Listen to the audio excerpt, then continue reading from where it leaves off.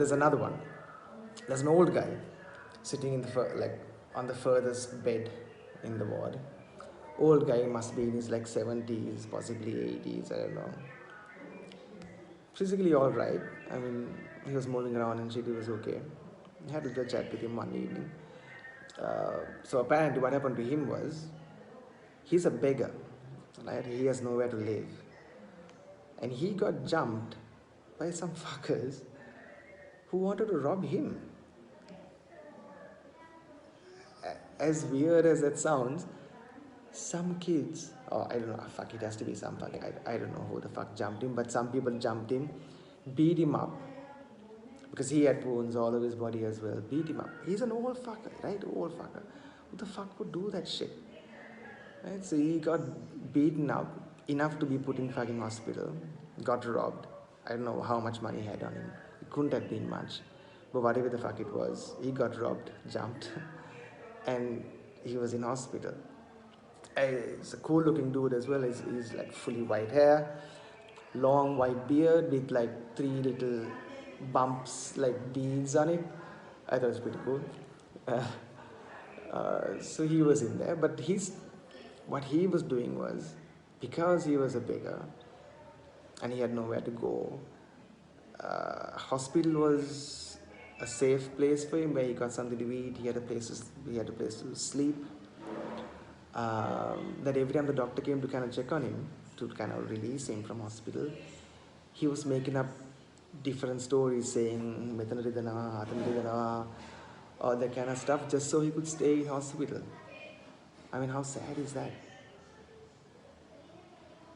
Like I said, I mean, I wanted this experience. I wanted to be in a place where uh, you would meet different people, see different things going on, different reasons for different people to be in hospital, all that kind of stuff.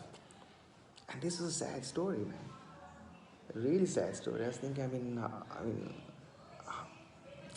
that's fucked up. Right? I mean, the guy was a really old guy. Apparently he has no living relatives that he knows of. So, it's honest, I don't even know what that might feel like, what that might be like.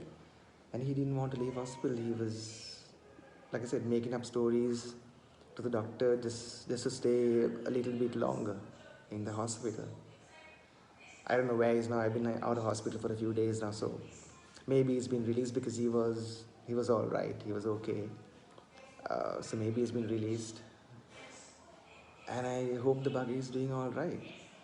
I was just thinking, it's pretty sad. It's a pretty sad story that he has to do that to kind of say. I'm sure that's just one story like that I came across. Imagine around this country in hospitals like this, there must be so many more of them who are there and don't want to leave just because they have like nowhere better to go. That's fucked up, right? That's pretty fucked up.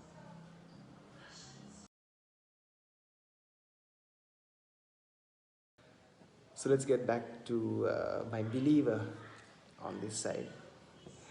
Remember he was asking me about like what religion I was from at the beginning, and I said, yeah. So I told him I was born a Catholic, raised a Catholic, was forced to go to church and Sunday school and all that kind of stuff. But at some point in my life, I decided not to follow religion. I stopped believing in it. I stopped believing in gods, higher powers, karma, you name it. I don't believe in any of those things. But that's a different story. It's not this story, right? So the guy next to me is a hardcore believer. It's fantastic for him. I'm not judging anybody or any of those things. That's not what it's about. I'm telling you kind of what he said. So it's about 6 in the evening.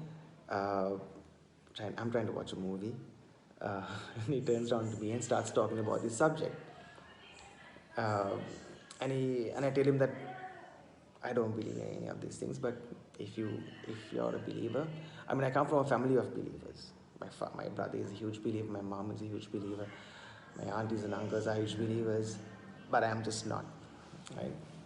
And I'm not against them believing or any of those things. This is not about that, right? So he starts telling me that he was born a Buddhist, but at some point in his life he decided that that's not what he wanted, or that's not the way he wanted to go, and it changed to Christianity. That's not a story that I've like heard much, maybe once before in my entire life. This is the second time. So I was thinking, okay, good for you. If that helps you out, fantastic. But then he goes on to kind of tell me all kinds of things about miracles and all these things about how he prays and how he helps people, and he basically says, not in these words, but what he's telling me is basically like he has like a direct line to God, where he can like pray and ask for things and shit happens, right? So I'm like, okay, if that works for you, fucking fantastic. So he tells me about this one story. He told me multiple stories. I'll just tell you one of those stories. And he tells me about this one day he was at a friend's place somewhere. And he was thinking to himself, I've never seen like a hurricane, like a tornado, kind of like a hurricane, right? Suri Sulanga. It's a fucking hurricane, right? So, so then he had prayed to God and said, I have never seen this. Do you think you can show me one? Like, I would like to see it. And he was praying to God about it. But then he put down some conditions saying, but even if you show this to me, this thing can't destroy property. It can't kill people. It can't hurt people, do any of those things. It just needs to happen so I can see it. And he goes, and will you believe it? It fucking happened right in front of my eyes, right out there. The trees were spinning and twisting and all these things are happening, but it wasn't damaging anything around it, and nothing bad was happening. And he was just watching this happen and thinking, wow, this is amazing. And I'm thinking, wow, that is amazing. That God just wanted to, there's so much shit in the world that God can fix. And if you imagine the amount of prayers that he gets, if God exists, I know my family's gonna hate me for saying that. That's just me, not them. Uh, that out of all the fucking prayers that he could have answered, is this random fucking hurricane for some bugger who's never seen a hurricane before.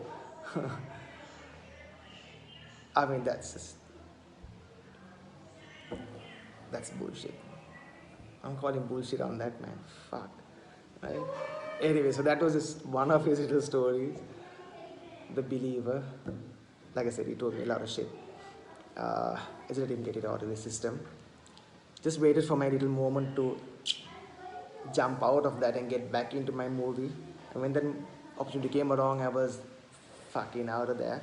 Not that I could move, no, next to each other on the bed, so I was stuck there. So, but I just said, hari, and whatever, and fucking shaved that shit off and got back to my movie, put my headphones on, and left the weird out.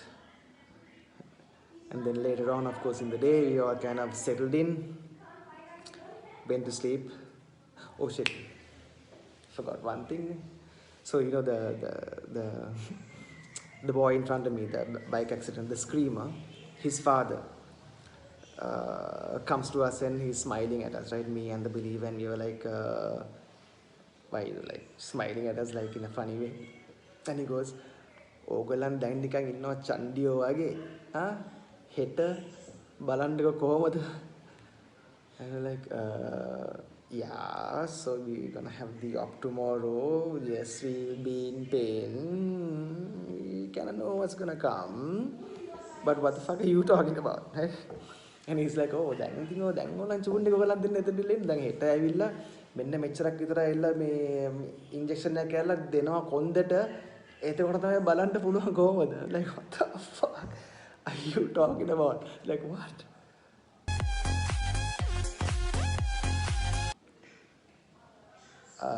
What? Meccera size injection to your fucking back? What? Come again? I didn't sign up for that. Like, shit. So anyway, up to this point, I watched a video on YouTube about the surgery. So what it showed was basically a local anesthetic that gets injected around the area if you get operated on. So I was thinking, okay, I don't, fuck. It's a hernia. The idea of someone poking needles around it is not fun. But then, what do you do, right? They don't put you out cold. That doesn't happen. So it's local anesthetic, right? That's what I've seen. But then this bug comes along and he's laughing at us saying, Nee, didn't කොන්දට fuck. I was like, now all I'm thinking is, holy shit. You know, that's like when women have a C-section and they have to get the, fuck, what's it called? I can't remember the name of it now. The injection that goes in your spine, right? They get you to kind of bend over, expand your spine, and jab a fucking needle in there to like basically numb you from your waist downwards, right? So now in my head, our thing is, holy shit, this bug is gonna come and poke a fucking massive needle in my back, and that's gonna hurt like a motherfucker. I'm thinking now, I've now forgotten about the surgery pain. All I'm thinking about is this fucking needle going in my back. I was like, fuck. I'm thinking, how the fuck do I sleep now, man? Shit. And this is gonna like go down in the morning.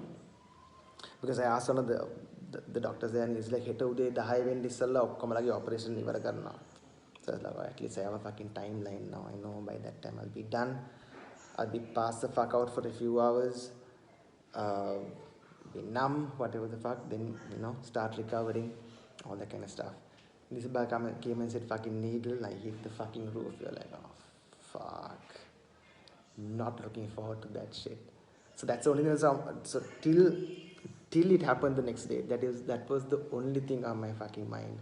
That needle going in my fucking back, and he was like, mature size injection එකක් කරන් දෙනවා මෙහෙම දෙනවා මෙහෙම දානකොට තමයි තේරෙන්නේ. Thank you for that little tidbit of information. It's gonna fuck with my mind the whole fucking night. Thank you, fucking fantastic. Go back to your seat now and don't talk to me till I leave. Fuck.